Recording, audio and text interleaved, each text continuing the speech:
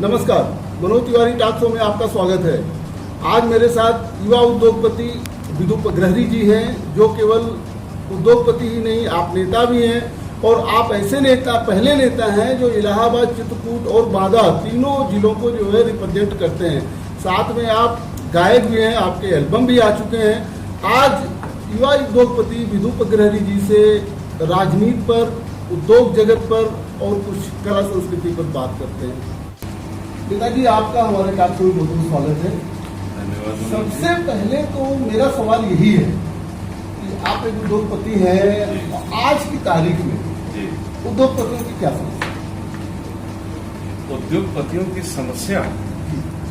उद्योगपतियों की समस्या इस समय बिजनेस पूरा बंद हो गया है, यही सबसे बड़ी समस्या है। बिजनेस बंद नहीं हुआ है, बिजनेस रुक गया है। और जो रुक गया है उसमें जो उनके जो मिनिमम एक्सपेंडिचर्स थे, मिसाल के तौर पर सैलरी सबसे बड़ा मॉरल रिस्पॉन्सिबिलिटी भी है। It is not only liability, it is not only the liability, बल्कि मॉरल रिस्पॉन्सिबिलिटी है। हमारे साथ जुड़े हुए जो हमारे स्टाफ होते हैं वो हमारे परिवार के सदस्य की तरह होते हैं और उनके घर में चूल्हा जलता रहे और वो संपन्न रहे, वो लोग खुश रहें, खुशहाल रहें, ये हमारी मॉरल रिस्पॉन्सिबिलिटी पहले होती है। ये चिंता सबसे बड़ी चिंता है आज की तारीख। आज मतलब लॉकडाउन की वजह से। आज नेताजी, मेरा एक दूसरा सवाल इसी पर है। मैं बीच में इंटरप्ट कर रहा हूँ। हाँ, मैं नेता नहीं हूँ। वो भी है, राजनीति पर भी है, लेकिन मैं ये जानना चाह रहा था, एक अभी तो उद्योगपति के रूप में आप बताइए, क्या कोरोना महामारी ने दुनिया की अर्थव्यवस्था को बदल के रख दिया है? दुनिया की केवल भारत की समस्या नहीं? जी, दुनिया की अर्थव्यवस्था को बदला ही नहीं, अभी तो फिलहाल रोक दिया, ठप कर दिया, रोक दिया है। और ये कहाँ से शुरू होगा ये अभी कोई नहीं जानता। बड़े बड़े विशेषज्ञ इसके ऊपर रिसर्च कर रहे होंगे, हम लोग भी मंथन करते रहते हैं, ये कहाँ से शुरू होगा। ये पहले तो कोरोना रुके, बिल्कुल सबसे पहले, और जनजीवन सामान्य हो, उसके बाद व्यापार भी और भी तमाम चीजें वो फिर देखेंगे कि कहाँ से शुरू करना है। हर आदमी का अपना समस्याएं हैं और उन समस्याओं को देखते हुए कहाँ से वो शुरू करेगा, ये उसके ऊपर फिर वो मंथन करेगा, तब वहां से शुरू करेगा। मेरा अगला सवाल इसी पर है सर, और आपने सोशल मीडिया पर और जगह कुछ चिंता भी व्यक्त की है भारत के बारे में, भारतीय अर्थव्यवस्था के बारे में। मैं आपसे ये जानना चाहता हूँ कि कोरोना के दौरान, लॉकडाउन के दौरान और लॉकडाउन के बाद आप कौन सी प्रतिक्रिया भारतीय अर्थव्यवस्था पर देखते हैं कि क्या होना चाहिए और इसमें क्या आफत बाद में आ सकती है? अर्थव्यवस्था होनी चाहिए किसकी तरफ से? मेरा कहने का मतलब किस तरीके से इसको चालू किया जाएगा, किस तरीके से इसको रिन्यू किया जाएगा, जो घाटा हो चुका है और आज की दौर में जो संकट है, चाहे वो मजदूरों में संकट है, चाहे वो खुद उद्योगपतियों पर संकट है, चाहे वो ट्रेवल एजेंसी, कुछ भी हो, आज सब ठप पड़ा हुआ है। आपको क्या लगता है कि जो सरकार काम कर रही है वो इनफ है या आने वाली दिनों में इसकी क्या भयावह स्थिति आप देखते हैं उद्योगपति? नहीं, देखिए ऐसा है कि इनफ नहीं है। मैं इस बात को लेकर के प्रशंसा करूंगा माननीय प्रधानमंत्री जी की, और साथ ही साथ भारतवर्ष के सभी प्रांतों के मुख्यमंत्रियों की भी। सभी लोग बहुत अलर्ट हो गए हैं और पूरी रात दिन मेहनत कर रहे हैं। सबका एक ही लक्ष्य है, जान बचनी चाहिए। इस भयावह स्थिति में जान बचनी चाहिए, ये सबसे बड़ा लक्ष्य बना करके चलेंगे। लेकिन साथ ही साथ, और उसमें काफी हद तक सफल है, आंकड़े बताते हैं कि वर्ल्ड वाइड आप जहां जहां पे भी कोरोना है और वहां के डेथ रेट्स को अगर आप देखेंगे तो वो इंडिया से हो जाएगा, इंडिया का न्यूनतम है। मैं इस मामले में अपने प्रधानमंत्री जी श्री नरेंद्र मोदी जी की दूरदर्शिता फोरसाइटेडनेस की बहुत हृदय से तारीफ करूंगा। उन्होंने बहुत बोल्ड स्टेप बहुत राइट टाइम पे उठाया। देखिए, अमेरिका अभी तक नहीं उठा पा रहा है। बहुत क्या कहा जाए ट्रम्प साहब को, मैं अब वो राज्यों के गवर्नर के ऊपर छोड़ दे रहे हैं। वो उनको लगता है कि उनकी इकोनॉमी चौपट हो जाएगी, उनको जनता की जान की मोह कम है। इकोनॉमी तो चौपट हो चुकी है। पहले जान बचाइए। जान अगर आपकी बची रहेगी, आप स्वस्थ रहेंगे, तो इकोनॉमी जहां कहीं, क्योंकि जिस लेवल पे चौपट हो चुकी होगी, आप वापस जान लगा करके उसको उठाने का प्रयास कर सकेंगे। जब जान जिंदा ही नहीं रहेंगे तो क्या बचाएंगे।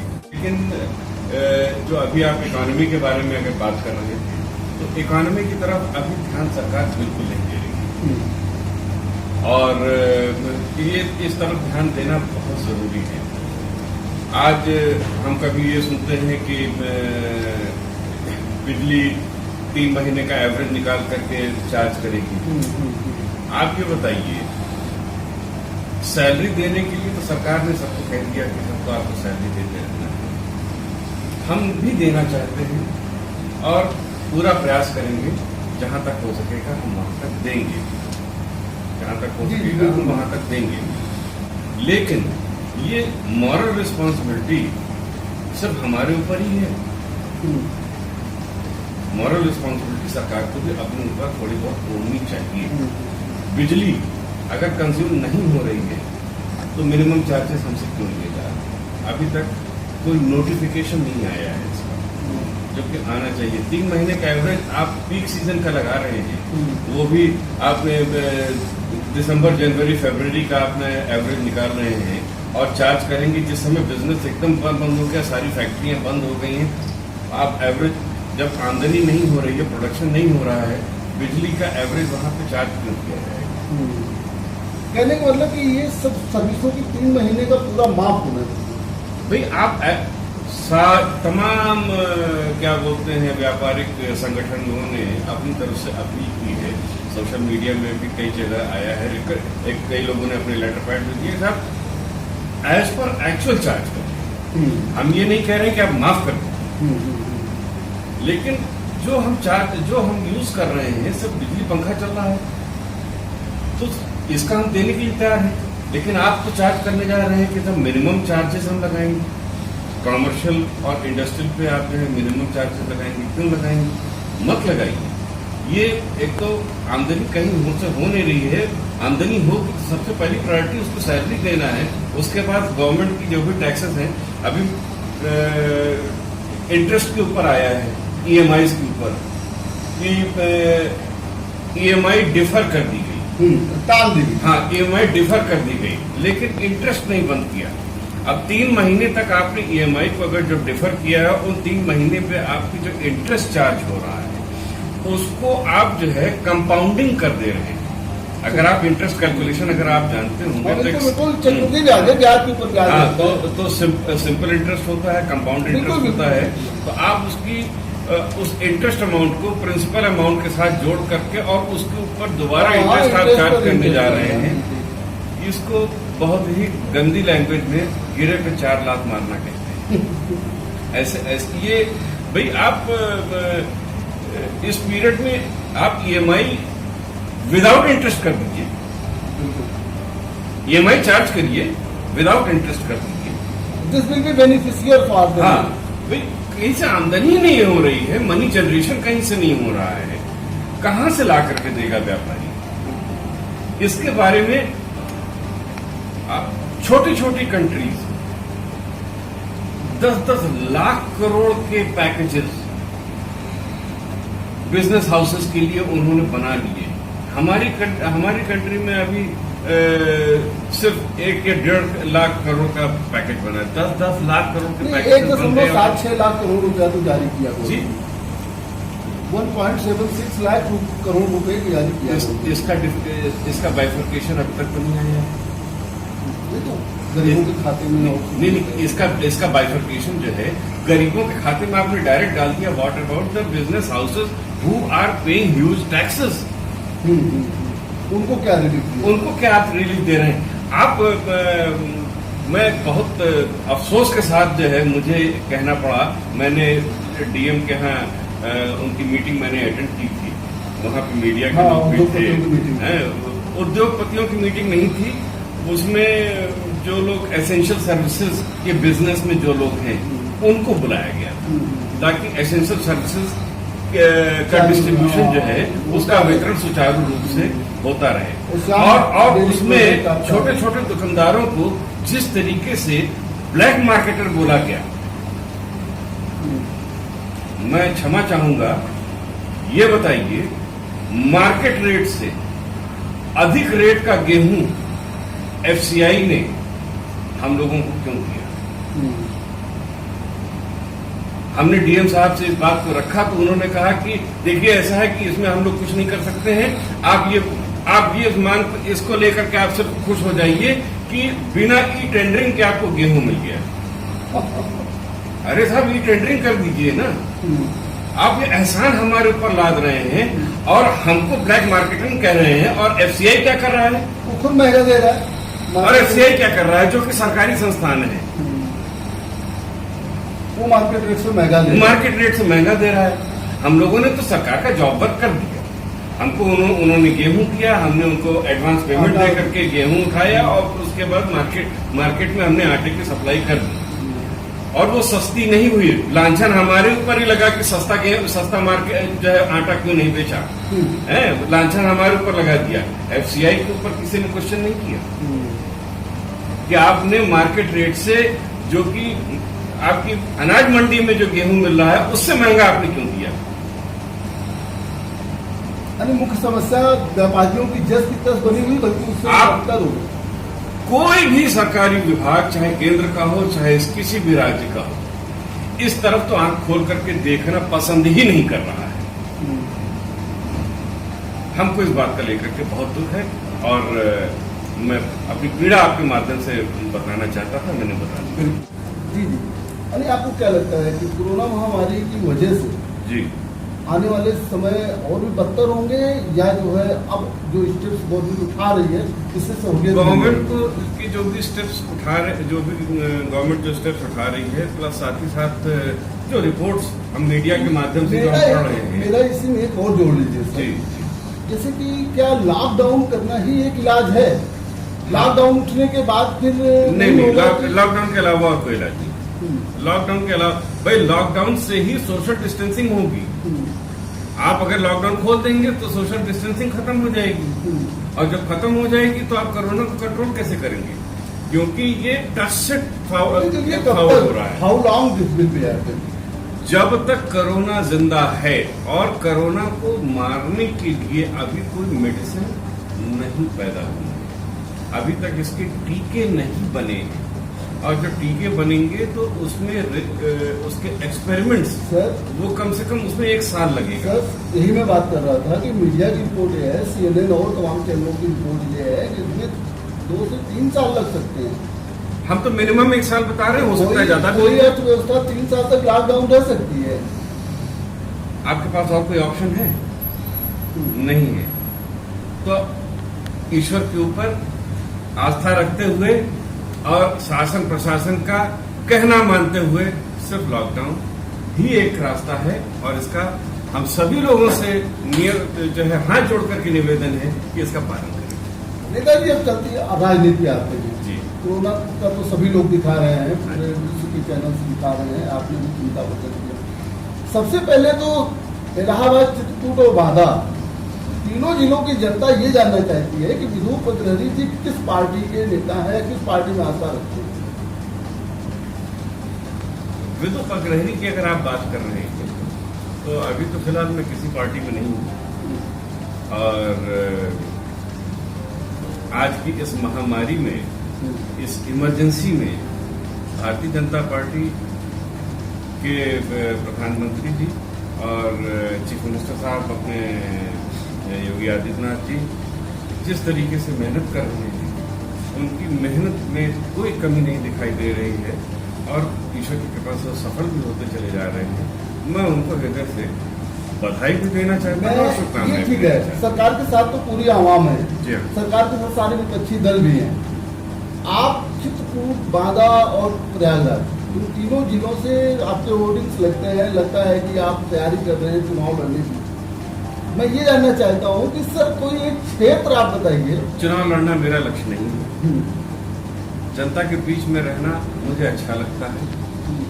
मैं, आपने अभी मुझे नेता कहकर के संबोधित किया, मैंने आपको मना भी किया था कि मुझे आप नेता मत बोलिए, इसलिए मैं बोल रहा हूँ क्योंकि मैं नेता नहीं हूँ। हाँ, सामाजिक व्यक्ति जरूर हूँ, समाज के बीच में रहता हूँ, समाज के बीच में उठता बैठता हूँ और समाज के में जो भी दिक्कतें आती हैं उनको दूर करने का मैं प्रयास करता हूँ। तीनों जिले की जनता ये जानना चाहती है कि विदुप अग्रहरी शहर दक्षिणी से चुनाव लड़ना चाहते हैं या मुंह मानिकपुर से लड़ना चाहते हैं, चित्रकूट की विधानसभा या जो है बांदा विधानसभा के सदस्य लड़ना। ये तो भाग्य और संयोग है। राजनीति में थोड़ी थोड़ी देर में भी स्थितियां बदलती रहती हैं। समय आएगा, अभी विधानसभा का चुनाव आने में अभी 1.5 साल है, देखा जाएगा। 2017 में जब आप भाजपा में शामिल हुए, 17 में नहीं, 14 में, 13 में, 13 में आप शामिल हुए। हाँ, 13 में आप शामिल हुए। 14 में पिताजी जो है सांसद के चुनाव। 2017 में ये हो रहा था कि विधानसभा चुनाव आप जरूर लड़ेंगे। हाँ, हमने टिकट मांगा था। मांगा था, आप नहीं लड़े, लेकिन मांगा कहाँ से था यही नहीं कंफर्म। नहीं, हमने मांगा था, मानिकपुर से मांगा था, करवी से मांगा था, शहर उत्तरी से भी मांगा था और पार्टी से कहा था कि अगर आप उचित समझें तो मैं दक्षिणी से भी लड़ जाऊंगा। हालांकि वो मेरी प्रेफरेंस नहीं थी। उसका मुख्य कारण ये था कि उस क्षेत्र में सांसद हमारे पिताजी थे। वही मेरा कहने का मतलब ये है कि आप 4 विधानसभा से आपकी तैयारी एक साथ चल रही है, तो बहुत बड़ी बात है ना। अब मैं ये जानना चाह रहा हूँ कि 2017 में आप विधानसभा चुनाव लड़ने की तैयारी कर रहे थे, नहीं लड़ पाए, सहयोगी कह लीजिए, पाटिल साहब से मांगा था, कैंडिडेट और मिल गए। 2019 के लोकसभा चुनाव लड़ने की आपने प्रेस कॉन्फ्रेंस करके घोषणा किया, लेकिन आप लड़े नहीं। हाँ, मैंने ये कहा था कि मेरे पिताजी को टिकट नहीं दिया जाएगा तो मैं इंडिपेंडेंट लड़ जाऊंगा। भारतीय जनता पार्टी ने टिकट नहीं दिया, समाजवादी पार्टी ने उनको टिकट दे दिया। मैं उनका बेटा हूँ, घर में प्राथमिकता पहले आ गई कि भाई उनके चुनाव को मैनेज करो। 2022 आप गुड मैनेजमेंट करते हैं, मुझे भी मालूम है। 2022 के चुनाव विदुप अग्रहरी लड़ेंगे विधानसभा या नहीं लड़ेंगे, आज आप कंफर्म करिए। मैं लड़ना चाहता हूँ, पार्टी मुझे इस काबिल समझे तो मैं पार्टी के साथ आ। कौन सी पार्टी? अभी तो आपने कहा मैं किसी पार्टी में नहीं हूँ। जी हाँ। तो मैं ये जानना चाहता हूँ विदुप अग्रहरी किसी पार्टी के प्रति जाना चाहते हैं? कोई पार्टी खुद चल के आएगी, आपको कैसे भरोसा होगा? आपको तो जाना होगा ना। मैंने आपको तो मैंने आपको बताया ना, चुनाव लड़ना मेरी प्राथमिकता नहीं, सामाजिक रहना मेरी प्राथमिकता है। कोई भी पार्टी अगर मुझे इस लायक समझेगी कि विदुप अग्रहरी को टिकट दिया जाए और ये सामाजिक कार्य में अच्छे रहेंगे, पार्टी का नाम रोशन करेंगे, पार्टी की जो भी अच्छी नीतियां होंगी मैं उसको प्रचारित करूंगा। तो ये आपने खुद दिमाग में बनाया होगा ना। जैसे आपका संबंध तो समाजवादी पार्टी से भी रहा है, बीजेपी से भी रहा है, अभी बहुजन समाज पार्टी शायद छुट्टी हुई है, उससे भी रहा है। उनसे अभी चूंकि लोकसभा इलेक्शन में गठबंधन था समाजवादी पार्टी का और तो इस दरमियान हम लोगों ने साथ साथ मिलकर के काम किया और उनसे भी मधुर संबंध हुए बने। मेरा सर आपसे प्लीज मैं चाहूंगा कि आप जरूर बताएं 2022 विधानसभा के लिए आपका क्षेत्र और दल कौन सा होगा? इस पर देखिए, क्षेत्र तो मैं इलाहाबाद जनपद में और बांदा चित्रकूट अलग अलग जनपद है, वहाँ पर उन दोनों जनपदों में प्लस इलाहाबाद जनपद में तीनों जिलों में मैं सामाजिक रूप में सक्रिय हूँ। और मुझे अगर कोई पार्टी अगर मौका देगी तो मैं उस पार्टी के साथ हूँ, नई पार्टी का मौका देगी तो फिर मैं सामाजिक बन करके अपना सुखी हूँ, मैं किसी दल में। आप तो एक गायक भी रहे हैं, आपका एल्बम भी आया है, अभी भी आप गायक हैं, अभी भी आपका शौक है गाने का कि बस खत्म? नहीं, गाता हूँ और अभी कुछ रिकॉर्डिंग वगैरह से मैंने की हूँ। और आपकी रिकॉर्डिंग अक्सर विदेशों में होती है, सिंगापुर में भी काम की? नहीं, वो थाईलैंड में एक एल्बम की शूटिंग किया था। रिकॉर्डिंग तो बॉम्बे में होती है, इलाहाबाद में होती है, रिकॉर्डिंग अलग चीज होती है, शूटिंग अलग। हाँ, मतलब आपकी शूटिंग हुई थी विदेशों में। अच्छा नेताजी, एक बात बताइए, क्या आपको लगता है कि गठबंधन की राजनीति अब खत्म हो चुकी है? क्योंकि आपने देखा गठबंधन का क्या रिजल्ट आया पिछली बार, वो भी बड़ी ऐसा है कि मुझे तो ऐसा लगता है कि राजनीति ही खत्म हो जाएगी, सिर्फ और सिर्फ सेवा रह जाएगा। जो पार्टी सेवा करेगी वही पार्टी को जनता लाइक करेगी। और जो पार्टी राजनीति करेगी वो पार्टी को जनता लाएगी। आज की तारीख में कौन लग रहा है, कौन सा दल ऐसा लग रहा है जो खाली सेवा भाव करता हो? सेवा भाव में जो लोग जो क्षेत्र में लगे हुए हैं सभी लोग सेवा भाव से लगे हुए हैं। केंद्र में भाजपा लगी हुई है, प्रदेशों में कहीं पे भाजपा है, कहीं पे कांग्रेस है। तो क्या जो कांग्रेस के लोग की जो सरकारें चल रही हैं तो क्या वो सेवा भाव से नहीं लगी हैं? क्या वो लोग भी सेवा ही कर रही हैं और उनकी सेवा भी सफल तौर पर दिखाई दे रही है। मेरा खास तौर से प्रश्न उत्तर प्रदेश के प्रत्यक्ष में है कि उत्तर प्रदेश में क्या आप गठबंधन की राजनीति चलेगी या फिर सिंगल पार्टी सिंगल हो रही? मुझे नहीं लगता है कि गठबंधन चल पाएगा, ऐसा मैं गट फीलिंग बता रहा हूँ, मेरे पास कोई एविडेंसेस तो नहीं है, लेकिन ऐसा लगता है कि इंडिविजुअल पार्टी की ही राजनीति चलेगी। आपको क्या लगता है कि 2022 में उत्तर प्रदेश की सरकार में कोई परिवर्तन होगा या अपरिवर्तित रहेगी? पहले मतलब सत्ता से बीजेपी आउट होगी या बीजेपी ही दोबारा 2022 में? नहीं, बीजेपी अगर आएगी तो कंपटीशन तो टफ होगा, बहुत क्लीन स्वीप नहीं होगा, कंपटीशन टफ होगा। मतलब बीजेपी के लिए कंपटीशन टफ है 2022? बिल्कुल। तो दूसरी पार्टी आप कौन देखते हैं जो बीजेपी को टक्कर देगी 2022 में? दूसरी पार्टी समाजवादी पार्टी दिखती है।